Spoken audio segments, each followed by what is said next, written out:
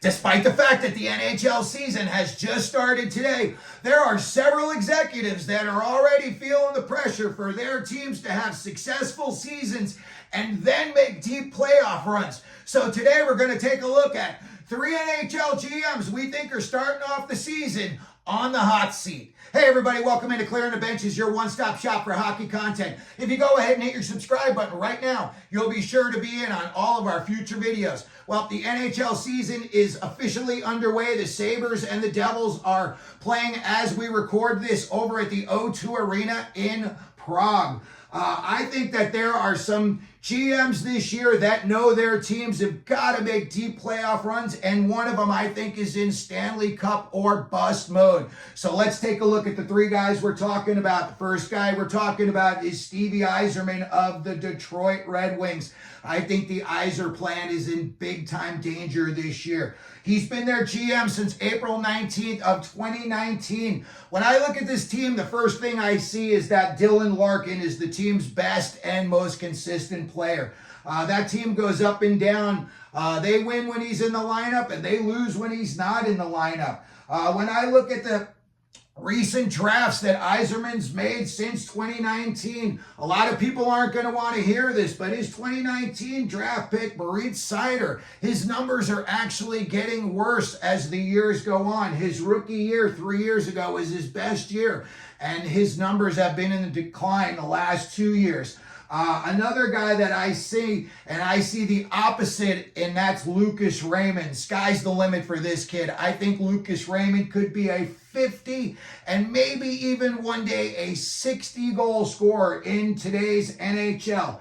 Yzerman's drafted well the last 2 years, in my opinion, with Nate Danielson and Axel Sandin Pellikka in 2023, and then last year when he drafted, this year, Michael Branzig-Nygaard.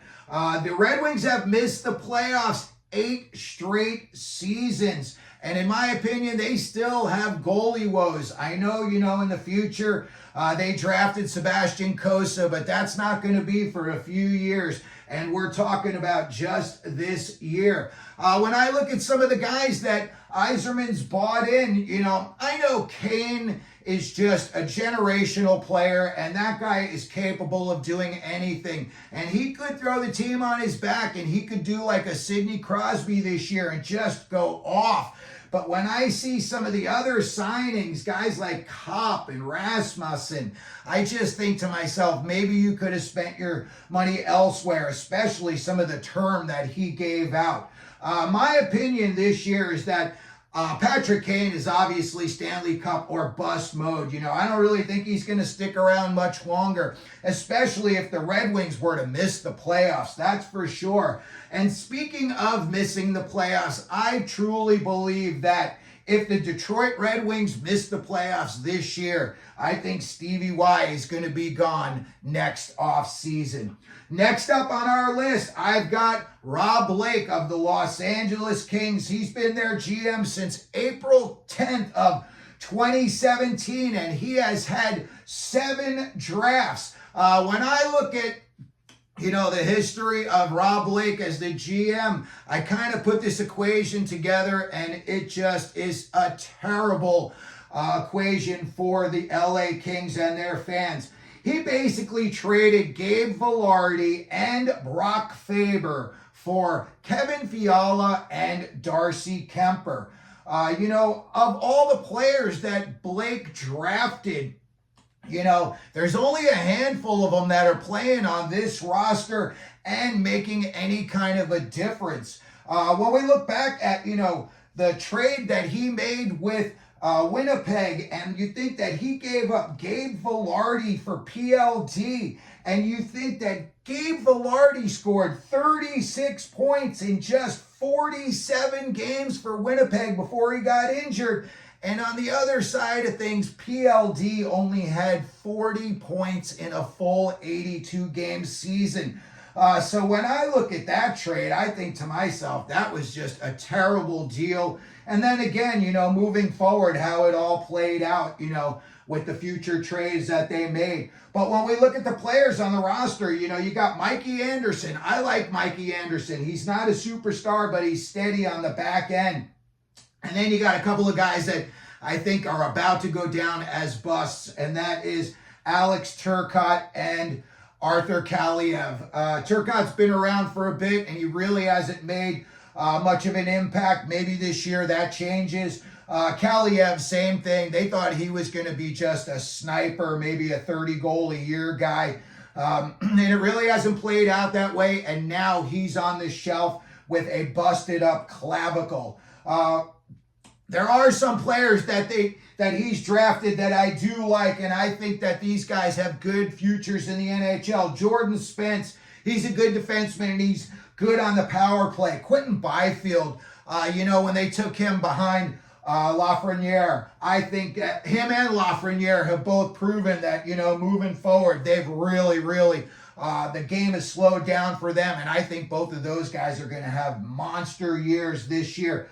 He drafted Brandt Clark. I got to say, I like Brandt Clark a lot. And this year, he drafted, his goalie for the future in Carter George, which I think was a great selection. But again, none of these guys, Byfield will, Mikey Anderson to an extent, but really none of these guys are going to make an impact on this year's team. Soon you're going to be losing, the leadership of Kopitar and Doughty. Doughty went down this year with that horrific injury. And I got to tell you, a guy his age, that's going to take a lot of work to get back to the high level of play that Drew Doughty is used to. And I wonder, if things don't go so smoothly, in his recovery, does he just say, you know what, I got 2 cups and I'm just going to hang them up? They've got to get scoring from somebody else besides Kopitar. I think Fiala this year may have outscored Kopitar, but before that, I think Kopitar was their leading scorer in something like 15 out of the last 16 years or some crazy number. So when I look at them, it's like, who are they going to pass the torch to in the future? And when I look at their prospect pool, they're ranked 18th in the NHL. So again, you've got some guys that may be coming up in the future, but I look back and I think Gabe Vilardi and Brock Faber, the futures they're going to have in the NHL. And by the time those guys are excelling, you hope Kevin Fiala is keeping pace at that point, but I think Darcy Kemper is even going to be out of the league. What do I think the future is here for Rob Blake? I got to tell you what, they've had a hard time getting past Edmonton. They haven't been able to get past Edmonton in the playoffs. And before the Doughty injury, I was on the fence with them. I thought they would make the playoffs as a wild card team. But I got to tell you, after Doughty's injury, I am not so sure. And I don't know if Rob Blake thinks he's going to make a trade or, try to pull something off that he could get something in return. Hey, after Washington took PLD, I would call them up and see if maybe you could squeak Jacob Chikrin out of them, on the cheap. Maybe you offer a second rounder or something like that for Chikrin. But I personally think that if the LA Kings don't make the playoffs this year, I don't know, it's a coin toss whether they're going to blame the season on Doughty being injured and they're going to give him, a second chance. But if this team is getting blown out by Christmas time and doesn't look like they're going to be in a playoff race in March and April, you could see them make a change. I doubt it would come during the season, but, Rob Blake's buddy, Luc Robitaille, is the president. Maybe, they have him just swap positions and they make Robitaille the GM if he wants that position. So Rob Blake is another guy. We're going to be keeping an eye on the LA Kings this year and their success. And we're going to see if Rob Blake's seat, heats up or cools down. And then number 3 on my list, and as a Ranger fan, this one just kills me to have to do, but I feel like it is the truth, and that is Chris Drury. He's been the New York Rangers GM since they blew out JD, John Davidson, and Jeff Gorton after they wrote the letter in May of 2021. James Dolan did not like that. He just blew it up. Looking back, to be honest with you, I've got resentment towards JD and Jeff Gorton. You gave up a lot of talent back then for not a whole lot in return. JT Miller went to Tampa Bay way back in the day. I believe it was with McDonough in a trade. And look what JT Miller's doing for Vancouver right now. And imagine if JT Miller was still on the Rangers now. I think that they would probably have won a cup by now. So Drury's a guy that when I look at, some of the draft picks that he's made recently, I'll say this: Brennan Hoffman was a good pick. Adam Sikora and Victor Mancini, a kid we're seeing a lot of this preseason due to injury, and he looks like he's going to make the roster this year. And then, they drafted Gabe Perreault and Drew Fortescue in the 2023 draft. And then this year, somehow they were able to hit another home run with E.J. Emery, the big kid. I think he is a defenseman who's like 6'3" or 6'4". So as far as, what the potential says about these draft picks, it does look like the Rangers' future is going to be bright. However, I think that, given the team that Drury was given when he took this over, yeah, there was a little manipulation that needed to be made. But the very first thing he did, in my mind, was very questionable, and that was a knee-jerk reaction to the Tom Wilson incident that had taken place the season before, where he roughed up Panarin, and really the Rangers didn't have any answer to stand up to him and take him on. I think it was Brendan Smith at the time. And then the first thing that Drury did was he went out and he overpaid big time for Barclay Goodrow. Gave him 6 years and just crazy money, and then they traded for Ryan Reeves. That worked out for a little bit, but really not, for the future like they wanted to. And then just a horrible move. They signed Patrick Nemeth to a 3-year deal that was a $7.5 million deal.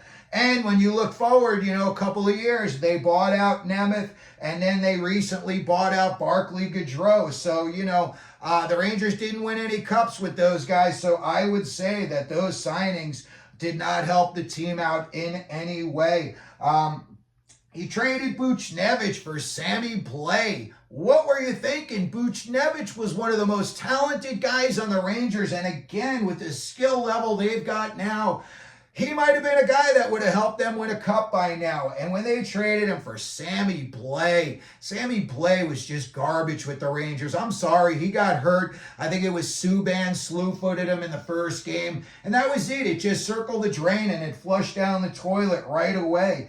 When we look at other moves that he did, listen, when they made their big push for the Stanley Cup a couple of years ago, he bought an Andrew Kopp and Toronto and Justin Braun. But those guys were just short-term solutions, and none of them stuck around. I would have thought, you bring in guys that maybe one of the 3 guys sticks around and he becomes part of the core in the future. But that failed, in my opinion. You brought those guys in, and it didn't happen. And in my opinion, the Rangers should have won the Cup in 2021-22 under Gallant. They choked. Now, I know that's not, directly on Chris Drury, but, it's his guys that made up the roster. And again, the Rangers have got like an all-star team in several of these positions. When you look at them and you think, look at the guys they've got on D. Look at all those forwards you got up front with Zibanejad, Kreider, Lafreniere, Trocheck, Panarin. I mean, come on. They should have won a cup by now.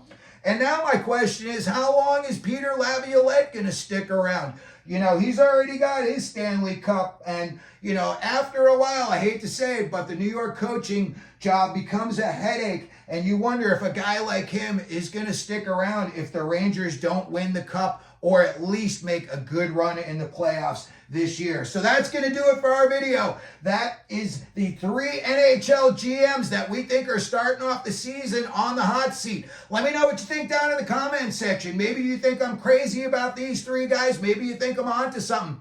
Maybe you think that there's some other GMs that are also on the hot seat this season. If you could, please, you can like the video. Don't forget to subscribe. And as we always do here at Clearing the Benches, let them know you're out there.